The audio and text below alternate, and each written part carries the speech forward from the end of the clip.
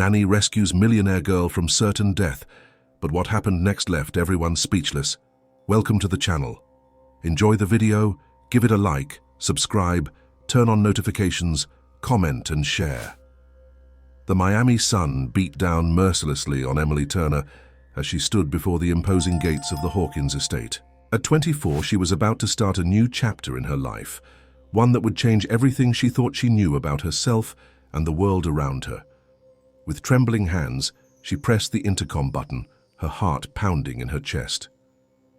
"Yes?" a crisp voice answered. "I'm Emily Turner, the new nanny," she replied, trying to keep her voice steady. The gate swung open with a low hum, revealing a driveway lined with palm trees that led to a sprawling mansion. Emily took a deep breath and stepped forward, her small suitcase trailing behind her. As she approached the house, the front door opened, and a stern-looking older woman emerged. "I'm Mrs. Peterson, the housekeeper," she said, eyeing Emily critically. "Mr. Hawkins is in a meeting. I'll show you to your room." Emily nodded, following Mrs. Peterson into the cool interior of the house. The sudden change in temperature sent a shiver down her spine, or perhaps it was the anticipation of what lay ahead. As they climbed the grand staircase, Emily couldn't help but feel overwhelmed by the opulence surrounding her. Growing up in an orphanage, she had never seen such luxury up close.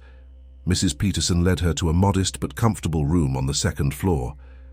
"You'll be responsible for Olivia, age 6, and Ethan, age 8, she explained. "Mr. Hawkins expects the children to be well-behaved and properly educated. Any questions?" Emily shook her head, still taking in her new surroundings. "Good. The children will be home from school in an hour. I suggest you unpack and prepare to meet them." With that, Mrs. Peterson left, closing the door behind her. Emily sat on the edge of the bed, her mind racing. This job was a far cry from her previous life, but it was an opportunity she couldn't pass up. As she began to unpack, she heard a commotion downstairs. The children must be home. Taking a deep breath, Emily made her way down to the foyer.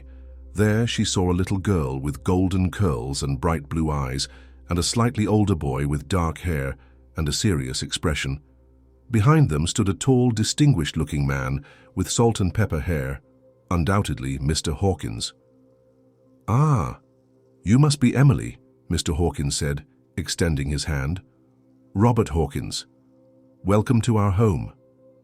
As Emily shook his hand, she felt an inexplicable jolt of recognition.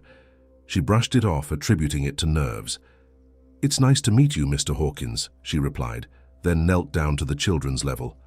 "And you must be Olivia and Ethan. I'm Emily, your new nanny." Olivia beamed at her, while Ethan regarded her with cautious curiosity. "Why don't you take the children to the playroom, Emily?" Mr. Hawkins suggested. "I have some work to finish up." Emily nodded, leading the children upstairs. As they walked, Olivia slipped her small hand into Emily's, causing another wave of that strange feeling of familiarity to wash over her. In the playroom, Emily sat cross-legged on the floor, watching as Olivia busied herself with a dollhouse and Ethan retreated to a corner with a book. "So what do you like to do for fun?" Emily asked, trying to break the ice. Olivia looked up, her blue eyes sparkling. "I love swimming. Daddy says I'm like a little fish." Emily smiled, but her attention was drawn to a glint of gold around Olivia's neck. "That's a beautiful necklace," she commented. Olivia's hand went to the delicate gold chain. "It was my mommy's," she said softly. "Daddy gave it to me after she went to heaven." Emily's heart clenched at the sadness in the little girl's voice. "It's very special then," she said gently. "I'm sure your mommy would be happy you have it." As the days passed, Emily settled into a routine with the Hawkins family. She helped the children with their homework, played games with them, and gradually earned their trust. But she couldn't shake the feeling that something was off about the household. One evening, as she was tucking Olivia into bed, the little girl asked, "Emily, do you have a family?" Emily paused, unsure how to answer. "I grew up in an orphanage," she said finally. "But I like to think that family is what you make it." Olivia's eyes widened. "Like how you're part of our family now?" Emily felt a lump form in her throat. "Something like that," she managed to say. As she left Olivia's room, she overheard voices coming from Mr. Hawkins' study. Curiosity got the better of her, and she crept closer to listen. "Robert, we can't keep this up forever," Mrs. Peterson was saying, her voice urgent. "The truth has a way of coming out." "It's been 6 years, Margaret," Mr. Hawkins replied, sounding tired. "We've managed this long. The children are happy and safe, that's what matters. But what about—" "No," Mr. Hawkins cut her off firmly. "We made a decision. We stick to it. End of discussion." Emily quickly retreated as she heard footsteps approaching the door. Her mind was racing. What secret were they keeping, and why did she feel like it somehow involved her? The next day, Emily took the children to the backyard to play. As Ethan kicked a soccer ball around, Olivia begged to go swimming. "Please, Emily, just for a little while." Emily hesitated.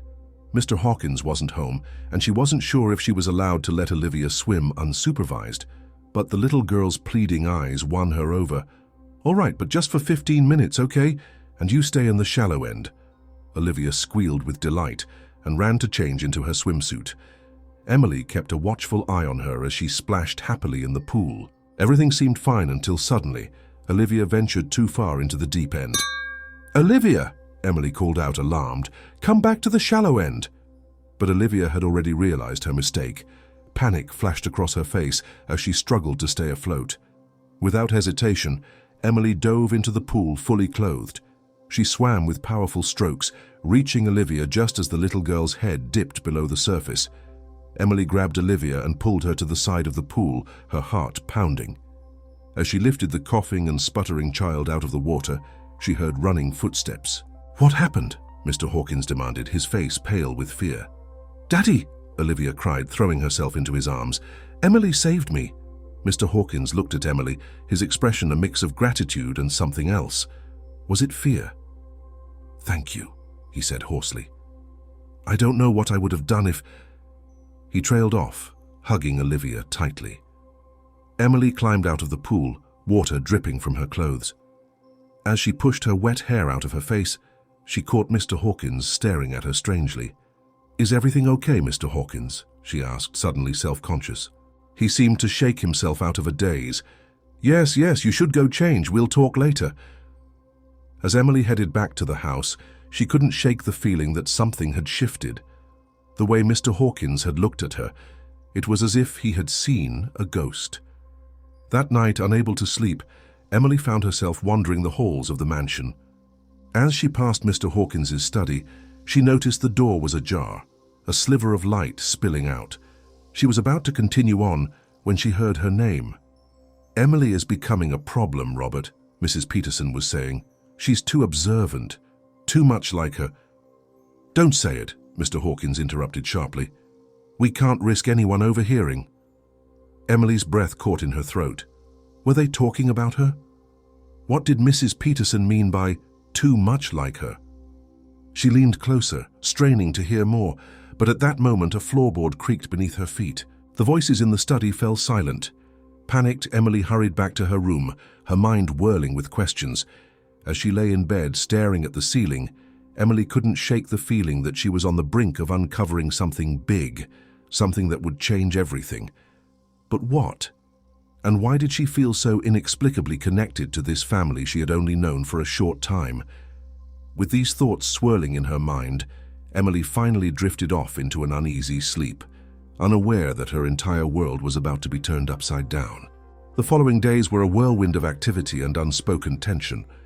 Emily found herself constantly on edge, hyper-aware of every glance and whispered conversation.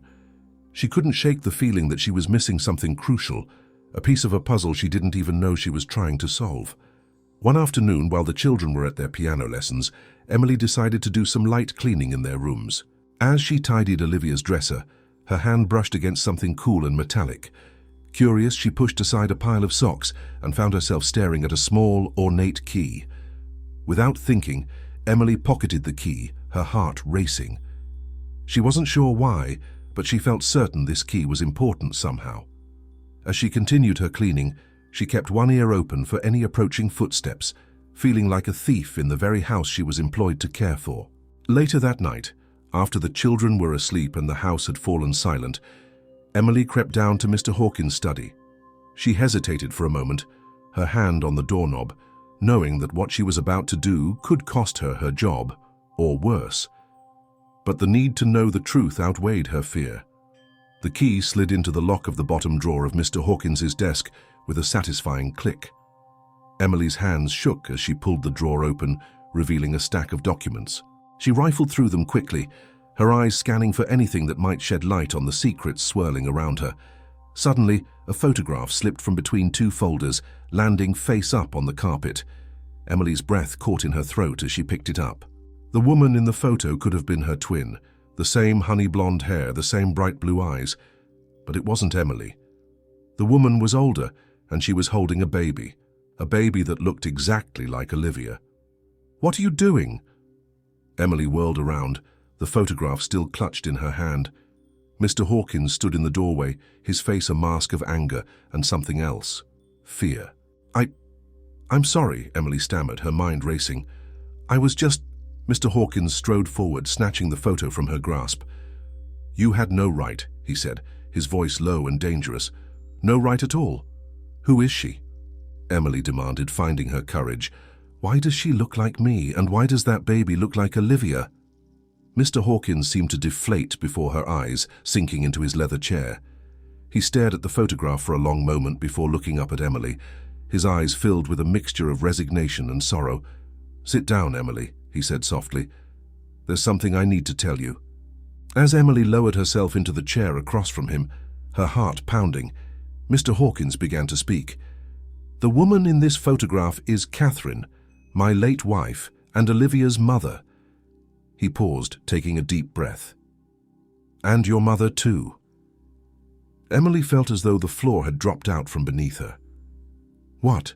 she whispered, her voice barely audible. Mr. Hawkins nodded slowly. "You and Olivia are twins, Emily. Separated at birth due to circumstances beyond our control." Emily's mind reeled. Twins? How was this possible? She had grown up in an orphanage, believing she had been abandoned, while Olivia had been raised in luxury. None of it made sense. "I don't understand," she said, her voice shaking. "Why? How?" Mr. Hawkins leaned forward, his elbows on his desk. "It's a long and complicated story, Emily, one that I've spent years trying to protect everyone from. But I see now that the truth can't stay hidden forever." He proceeded to tell Emily about the night she and Olivia were born. Catherine had gone into labor 2 months early, and there had been complications. In the chaos of the emergency C-section, one of the twins, Emily, had been mistakenly declared stillborn. "By the time we realized the mistake, you had already been taken away," Mr. Hawkins explained, his voice heavy with regret. "We searched for months, but the hospital records were a mess. We couldn't find any trace of where you had been sent." Emily listened in stunned silence as Mr. Hawkins detailed the years of guilt and secrecy that followed. He spoke of Catherine's depression, her inability to accept the loss of one of her daughters, how she had made him promise to never stop looking for their lost child. "When Catherine died 3 years ago, I thought the secret would die with her," Mr. Hawkins said. "I never imagined you would walk back into our lives like this." Emily's mind was spinning. "But why didn't you say anything when you hired me? You must have recognized me." Mr. Hawkins shook his head. "I wasn't sure at first. It seemed too incredible to be true. And then when I began to suspect, I was afraid. Afraid of disrupting Olivia's life, afraid of dredging up the past, afraid of losing you again if you knew the truth." As the full weight of the revelation settled over her, Emily felt a surge of emotions. Anger, confusion, hurt, and underneath it all, a strange sense of belonging she had never experienced before. "Does Olivia know?" she asked, her voice barely above a whisper. "No," Mr. Hawkins replied. I didn't know how to tell her, how to explain why her sister grew up in an orphanage while she had everything." Emily stood up abruptly, needing to move, to process. She paced the study, her mind racing. "I need time," she said finally. "Time to think, to understand all of this." Mr. Hawkins nodded, looking older and more vulnerable than Emily had ever seen him. "Of course, take all the time you need, but please, Emily, don't leave. Not again." The next few days passed in a haze for Emily. She went through the motions of her daily routine, caring for the children, Her siblings, she reminded herself with a jolt each time, while trying to come to terms with her new reality. She found herself studying Olivia more closely, noticing the similarities she had overlooked before, the way they both tucked their hair behind their ears when concentrating, the identical dimples that appeared when they smiled. It was like looking in a mirror and seeing a younger version of herself. Ethan, too, seemed different in her eyes now. She saw hints of herself in his serious demeanor, in the way he furrowed his brow when he was thinking hard about something. Her brother. The word felt foreign and familiar all at once. One afternoon, as Emily was helping Olivia with her homework, the little girl looked up at her with those big blue eyes. Their mother's eyes, Emily now realized. "Emily," Olivia said hesitantly, "are you sad? You seem different lately." Emily's heart clenched. How could she explain to this child, her sister, the tumultuous emotions she was experiencing? "I'm not sad, sweetie," she said, forcing a smile. "Just thinking about some grown-up stuff." Olivia nodded sagely. "Daddy says grown-ups have lots of things to think about. That's why he looks worried sometimes."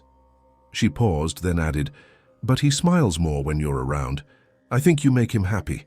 Emily felt tears prick at her eyes. She pulled Olivia into a hug, holding her close. "You make me happy too, Olivia," she whispered. "More than you know." As the days turned into weeks, Emily found herself torn between her growing love for her newfound family and the anger she felt at having been denied this life for so long. She had long conversations with Mr. Hawkins, with Robert as she was beginning to think of him, trying to understand the choices that had been made. "I know it doesn't make it right," Robert said one evening as they sat in his study, "but everything we did out of love. For you, for Olivia, for our family." Emily nodded slowly. "I understand that, but it doesn't change the fact that I grew up thinking I was unloved, unwanted. Do you know what that does to a child?" Robert's face crumpled with guilt. "I can't imagine. And I will spend the rest of my life trying to make it up to you if you'll let me." As Emily opened her mouth to respond, a small voice from the doorway interrupted them. "Daddy? Emily? What's going on?" They turned to see Olivia standing there in her pajamas, her eyes wide with confusion. Emily and Robert exchanged a panicked glance. They hadn't yet discussed how or when to tell the children the truth. But as Olivia padded into the room, clutching her stuffed rabbit, Emily knew the moment had come. She held out her arms, and Olivia climbed into her lap, snuggling close. "Sweetie," Emily began, her voice trembling slightly, "there's something very important we need to tell you. Something that might be a little confusing at first, but it's also very special." Olivia looked up at her, curiosity sparkling in her eyes. "What is it?" Emily took a deep breath, looking to Robert for support. He nodded encouragingly, moving to sit beside them. "Olivia," Emily said softly, "I'm not just your nanny. I'm your sister, your twin sister." Olivia's eyes widened, her little brow furrowing in confusion. "Sister," she echoed, looking back and forth between Emily and Robert. "But how?" Robert leaned forward, placing a gentle hand on Olivia's shoulder. "It's a long story, sweetheart, one that started even before you were born." Over the next hour, Robert and Emily carefully explained the situation to Olivia, simplifying the complex tale as much as they could for her 6-year-old understanding. They spoke of mixed-up babies at the hospital, of years of searching, and of the miraculous coincidence that had brought Emily back into their lives. Olivia listened with rapt attention, her eyes growing wider with each revelation. When they finished, she was quiet for a long moment, processing everything she had heard. "So," she said finally, her voice small, "Emily is really my sister? Like forever?" Emily felt tears welling up in her eyes. "Yes, sweetie, if you want me to be." Olivia's face broke into a radiant smile. "I always wanted a sister," she exclaimed, throwing her arms around Emily's neck. "Can she stay in my room tonight, Daddy? Please?" Robert chuckled, relief evident in his expression. "We'll see, sweetheart. It's a lot for everyone to take in. Why don't you head back to bed for now and we'll talk more in the morning?" After Olivia had been tucked back into bed, her mind buzzing with excitement, Emily and Robert sat in the study, emotionally drained, but relieved. "That went better than I expected," Robert said, running a hand through his hair. Emily nodded, a small smile playing on her lips. She's an amazing kid. I just hope Ethan takes it as well. The next morning they gathered Ethan and Olivia in the family room. Ethan, being older, had more questions and took longer to come to terms with the news.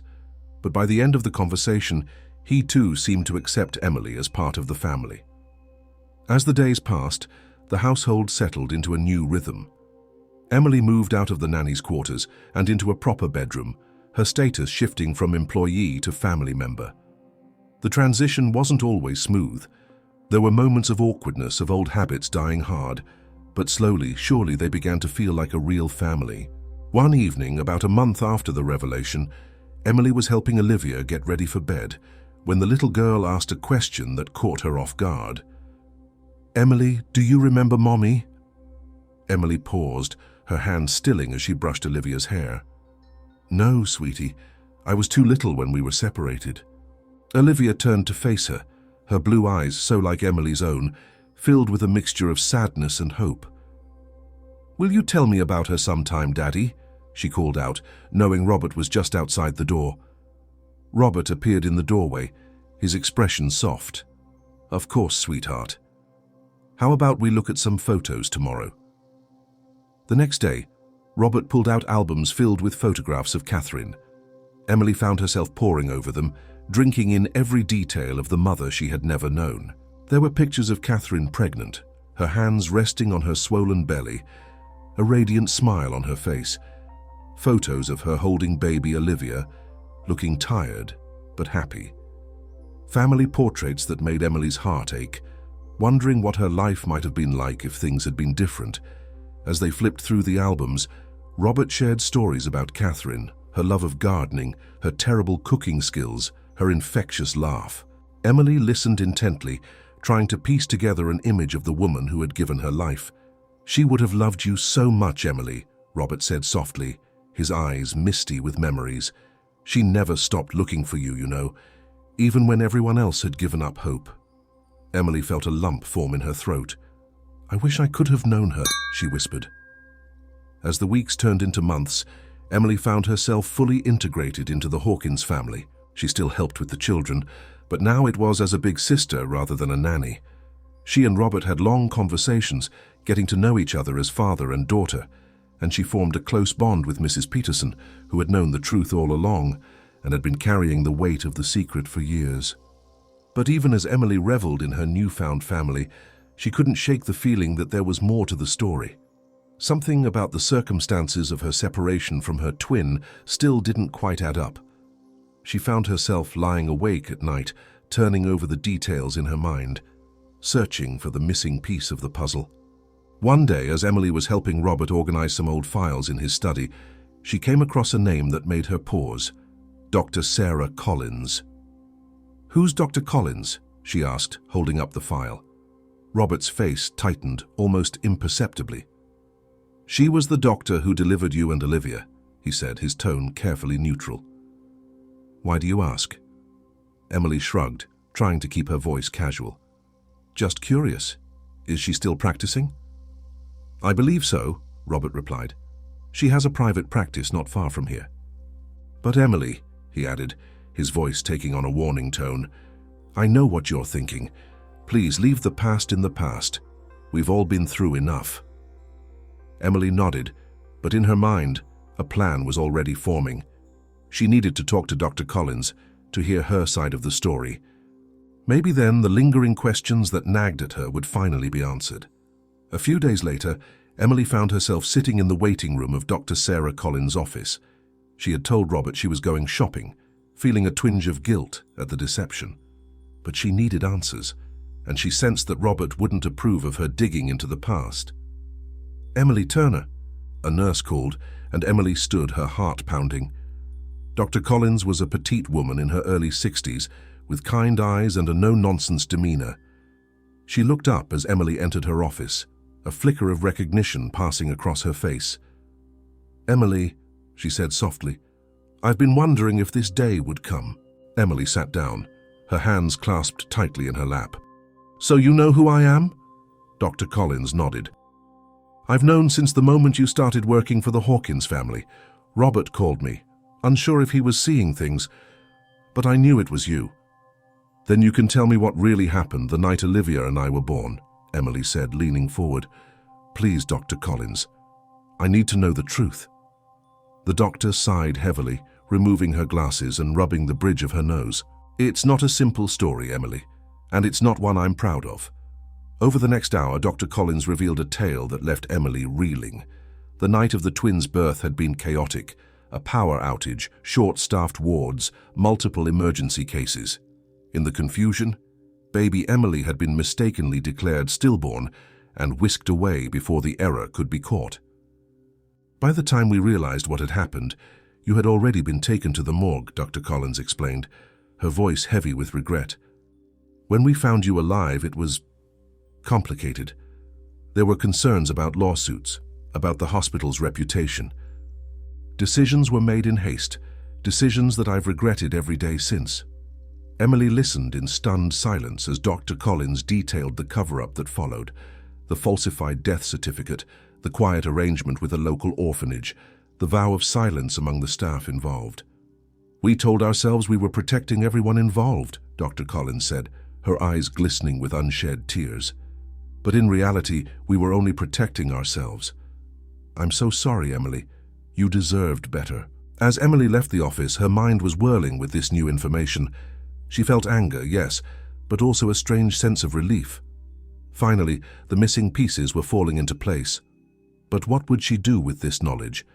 And how would it affect the fragile new relationships she had built with her family? With a heavy heart and a racing mind, Emily began the drive back to the Hawkins mansion, knowing that the revelations of the day were about to change everything once again. The drive back to the Hawkins mansion felt interminable. Emily's mind raced, replaying Dr. Collins' revelations over and over. The truth was far more complex and troubling than she had imagined. As she pulled into the driveway, she noticed Robert's car was already there.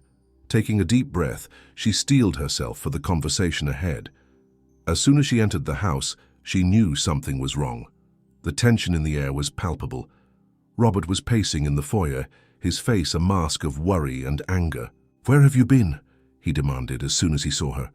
"I've been calling you for hours." Emily's heart sank. In her rush to meet Dr. Collins, she had left her phone on silent. "I'm sorry," she began, but Robert cut her off. "You went to see Dr. Collins, didn't you?" His voice was low, dangerous. "I told you to leave it alone, Emily. Why couldn't you just let it be?" Emily felt a surge of anger. "Because it's my life, Robert, my history. I had a right to know the truth." Their raised voices had attracted attention. Mrs. Peterson appeared from the kitchen, her face creased with concern. Olivia and Ethan peeked out from the top of the stairs, their eyes wide with worry. Robert noticed them and took a deep breath, visibly trying to calm himself. "Kids, go to your rooms. Mrs. Peterson, could you make sure they're okay? Emily and I need to talk." As the others retreated, Robert led Emily to his study, closing the door behind them. For a long moment, they just stared at each other, the weight of unspoken words hanging between them. Finally, Emily broke the silence. "Why didn't you tell me everything? About the cover-up, the lies?" Robert sank into his chair, suddenly looking older than his years. "Because I was ashamed," he admitted. "I was part of it, Emily. Not the initial mistake, but the cover-up. When they told us you had died, we were devastated. But when the truth came out, I was scared of losing everything, my reputation, my career, even Olivia. So I agreed to keep quiet." Emily felt as though the wind had been knocked out of her. "You knew? All this time you knew exactly what happened to me?" Robert nodded, unable to meet her eyes. "I told myself it was too late to change anything, that finding you would only cause more pain. But the guilt, it ate at me every day. It's why I never stopped searching, even when everyone told me to give up hope." Emily paced the room trying to process this new information. "So when I showed up here, it was like a miracle," Robert finished. "A second chance. I thought if I could just make things right, give you the life you should have had, maybe I could atone for my mistakes." Emily stopped, turning to face him. "But you still didn't tell me the whole truth. You let me believe it was all just a tragic accident." "I was a coward," Robert admitted, his voice breaking. I was afraid if you knew everything, you'd hate me, that I'd lose you all over again." The room fell silent, the weight of 2 decades of secrets and lies hanging heavy between them. Emily's mind whirled with conflicting emotions, anger at the deception, sympathy for the guilt Robert had carried, and an overwhelming sense of loss for the life she could have had. "I need some air," she said finally, moving towards the door. "Emily, wait," Robert called after her, but she was already gone. Emily found herself in the backyard, staring at the pool where she had saved Olivia months ago. That moment felt like a lifetime ago now. She sat on the edge, dangling her feet in the cool water, trying to sort through her tumultuous thoughts. She didn't know how long she sat there before she heard small footsteps behind her. Turning, she saw Olivia approaching cautiously. "Are you okay, Emily?" the little girl asked, her voice small and worried. Emily managed a weak smile. "I'm just thinking about some grown-up stuff, sweetie." Olivia sat down next to her, mimicking her pose with her feet in the water. "Is it because of what you and Daddy were fighting about?" Emily sighed. Sometimes she forgot how perceptive children could be. "Sort of. It's complicated." Olivia was quiet for a moment, then said, "When I'm upset about complicated stuff, I like to look at Mommy's necklace. It makes me feel better." Emily glanced at the delicate gold chain around Olivia's neck, the one she had noticed on her first day here. "Can I see it?" she asked softly. Olivia nodded, unclasping the necklace and handing it to Emily. As Emily examined it, she noticed something she hadn't before, a tiny locket attached to the chain. With trembling fingers, she opened it. Inside was a minuscule photograph, faded with age, but still clear enough to make out 2 identical baby girls sleeping peacefully side by side. On the other side was an inscription, "Our precious girls forever together in our hearts." Emily felt tears welling up in her eyes. This tiny locket held the truth that had been hidden from her for so long, the proof of her connection to this family, to Olivia. "Daddy says that's me and you," Olivia said, peering at the photo. "From when we were babies." Emily nodded, unable to speak past the lump in her throat. She closed the locket gently and handed it back to Olivia, who immediately put it back on. "Emily," Olivia said hesitantly, "even if you're mad at Daddy, you're not going to leave us, are you?" The question hit Emily like a punch to the gut. Despite her anger and confusion, the thought of leaving this family, her family, was unbearable. She pulled Olivia into a tight hug. "No, sweetie," she whispered. "I'm not going anywhere. We're sisters, remember, that's forever." As they sat there, the sun setting behind them, Emily felt some of her turmoil begin to settle. The situation was far from perfect, but this connection with her sister, with her family, was real. It was worth fighting for. Later that evening, after Olivia and Ethan had gone to bed, Emily found Robert in his study again. He looked up as she entered, his eyes red-rimmed and tired. "I'm still angry," Emily said without preamble. "What happened to me? It wasn't fair. And the lies, the cover-up. I don't know if I can ever fully forgive that." Robert nodded, accepting her words without argument. "But," Emily continued, "I understand why you did it, and I know that you've been carrying this guilt for a long time. I think we both need to find a way to move forward." Relief washed over Robert's face. "I'll do whatever it takes, Emily, whatever you need." "I need the truth," Emily said firmly. "All of it. No more secrets, no more half-truths. And I think Olivia and Ethan deserve to know too, when they're old enough to understand." Robert agreed readily. Over the next few hours, he filled in the remaining gaps in the story. He told her about the frantic searches in those early days, the private investigators hired over the years, the leads that went nowhere. He spoke of Catherine's depression, her inability to let go of the hope that their lost daughter would someday return. As the night wore on, Emily felt as though a weight was lifting from her shoulders.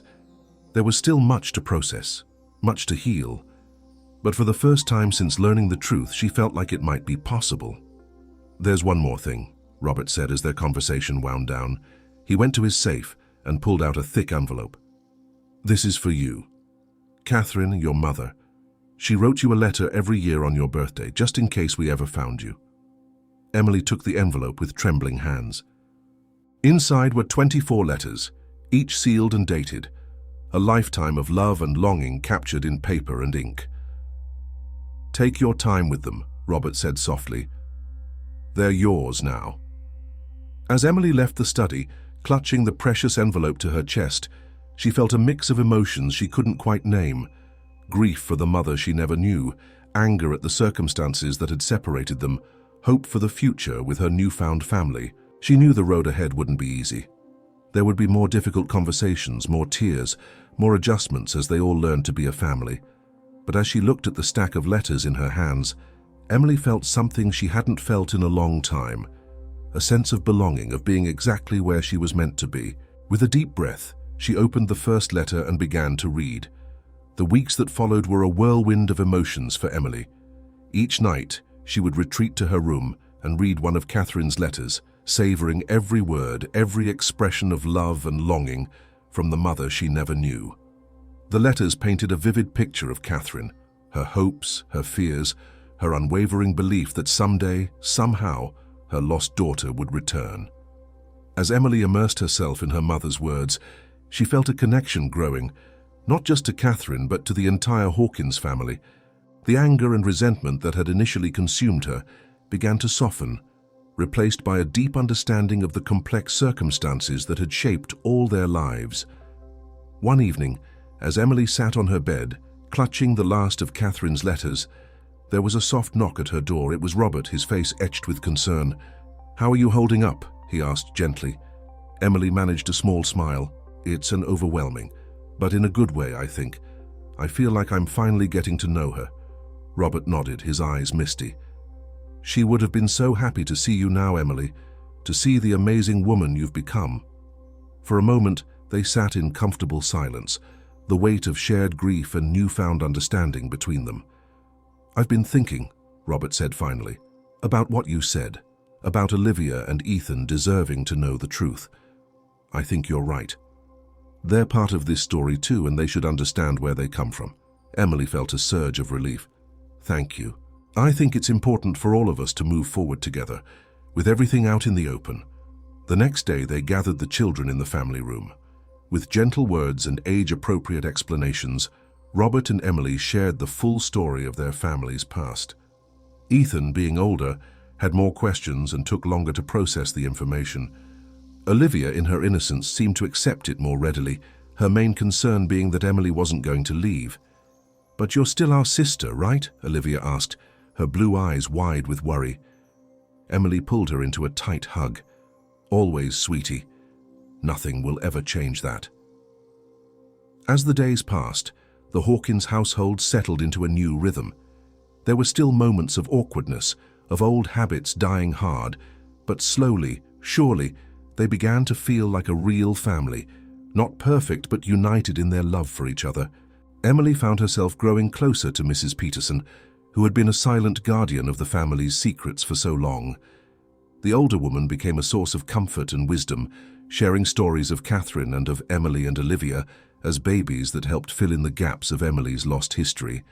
One sunny afternoon, as Emily was helping Olivia with her homework, the little girl looked up with a mischievous glint in her eye. "Emily," she said, "since you're my sister, does that mean we can have sleepovers in my room every night?" Emily laughed, ruffling Olivia's hair. "Nice try, kiddo, but I think one sister sleepover a week is plenty." Olivia pouted for a moment before brightening. "Okay, but can we have ice cream for dinner on sleepover nights?" "We'll see," Emily said with a wink, marveling at how easily she had slipped into the role of big sister. As weeks turned into months, Emily found herself fully embracing her new life. She enrolled in online classes, determined to finish the college education she had put on hold. Robert supported her decision wholeheartedly, even offering to help with tuition, though Emily insisted on using her savings. Ethan, initially reserved about the changes in their family dynamic, began to open up more. He started coming to Emily for help with his homework or advice about school troubles. Emily treasured these moments, slowly building a bond with the brother she never knew she had. One evening, as the family sat around the dinner table, Robert cleared his throat nervously. "I have something I'd like to discuss with all of you," he began. I've been thinking a lot about our family, about the past and the future, and I've made a decision. Everyone looked at him expectantly. I'm going to start a scholarship fund, he continued, in Catherine's name. It will help children from orphanages and foster care pursue higher education. Emily felt tears prick at her eyes. Dad, she said, the word still new on her tongue. That's wonderful. Robert smiled, his eyes shining. I thought it might be a way to honor your mother's memory and to maybe make some small amends for the past. As they discussed the details of the scholarship fund, Emily felt a warmth spreading through her chest. This was what family was supposed to be, supporting each other, working together to create something positive out of even the most difficult circumstances. The next few months were a flurry of activity as they worked to set up the Catherine Hawkins Memorial Scholarship. Emily threw herself into the project, using her own experiences to help shape the criteria and application process. It felt like a way to give back, to ensure that other children in situations like hers would have opportunities she had only dreamed of. On the day of the scholarship's official launch, the Hawkins family stood together at a small ceremony at the local community center. As Robert gave a speech about the importance of education and second chances, Emily looked around at the faces of her family, Olivia and Ethan listening with rapt attention, Mrs. Peterson dabbing at her eyes with a handkerchief, and Robert standing tall and proud, his voice strong as he spoke of hope and new beginnings. In that moment, Emily felt a sense of peace wash over her. The road that had led her here had been long and fraught with pain and loss. But standing here, surrounded by the love of her family, she knew that every step had been worth it. As the ceremony concluded and well-wishers approached to congratulate them, Emily felt a tug on her sleeve. She looked down to see Olivia, her blue eyes, so like Emily's own, shining with excitement. Emily, Olivia whispered, do you think Mommy can see us? Do you think she knows we're all together now? Emily knelt down, pulling her sister into a tight hug. I'm sure she does, sweetie, she murmured, her voice thick with emotion. I'm sure she's watching over all of us. Later that night, as the house settled into quiet, Emily found herself drawn to the backyard. She sat by the pool, the same spot where she had first connected with Olivia over Catherine's locket. The Miami night was warm and clear, the stars twinkling brightly overhead. As she gazed up at the sky, Emily felt a profound sense of gratitude wash over her. Her life had taken an unexpected turn, leading her to a family and a sense of belonging she had never thought possible. There was still healing to be done, still moments of sadness for the years lost, but she knew now that she was exactly where she was meant to be. A soft noise behind her made Emily turn. Robert was approaching, 2 mugs of hot chocolate in his hands. He handed one to Emily and sat down beside her. Penny for your thoughts? He asked gently. Emily smiled, taking a sip of the warm drink. I was just thinking about how far we've all come, about how sometimes the most unexpected journeys lead us exactly where we need to be. Robert nodded, his eyes misty. Your mother used to say something similar. She always believed that everything happened for a reason, even the painful things. They sat in comfortable silence for a while, sipping their hot chocolate and gazing at the stars. Finally, Emily spoke. Thank you, she said softly, for not giving up, for giving me a chance to be part of this family. Robert reached out, squeezing her hand. Thank you for giving us a chance, for being brave enough to forgive and to love. As they sat there, father and daughter reunited against all odds, Emily felt a sense of completion. The journey hadn't been easy, and there would undoubtedly be challenges ahead, but she knew now, without a doubt, that she was home. In the quiet of the Miami night, surrounded by the love of her newfound family, Emily Turner, once lost, now found, looked to the future with hope and excitement. Whatever lay ahead, she knew she would face it with the strength and support of the Hawkins family, her family. And somewhere, she liked to think, Catherine was smiling down on them all.